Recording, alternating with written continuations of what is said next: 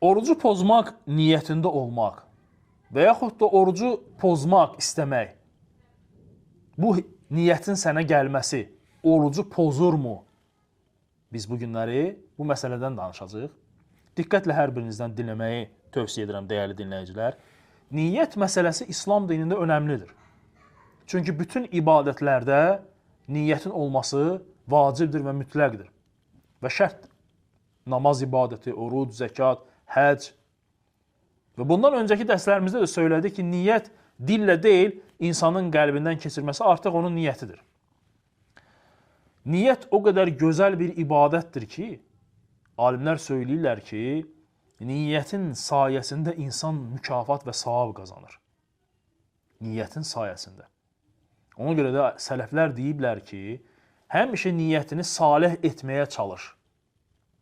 Hətta sən əməl etməsən də belə, o niyyətin sənə savab gətirəcək.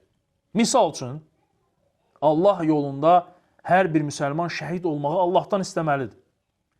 Lakin sən bir ömür boyu yaşayıb Allah yolunda şəhid olmasan da belə, sənin o niyyətin sənə savab gətirəcək və digər ibadətlərdə də belədir, qardaşlarım. İnsan hər gün gecə namazlarına durur, ibadət edir. Lakin hər hansısa bir səbəbdən dolayı xəstələndi, gecə yatıb qalıb, dura bilmədi.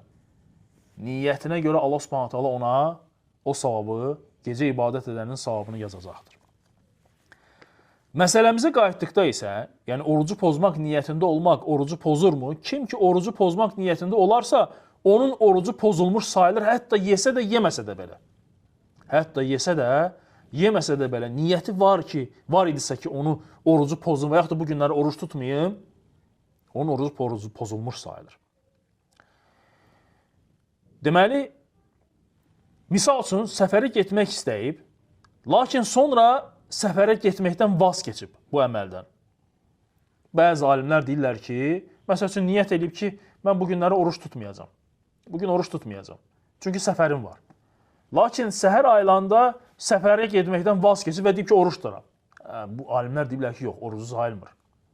Orucu sayılmır. Niyə görə? Çünki niyyət önəmlidir. Əvvəldən olmalıydı sənin niyyətin.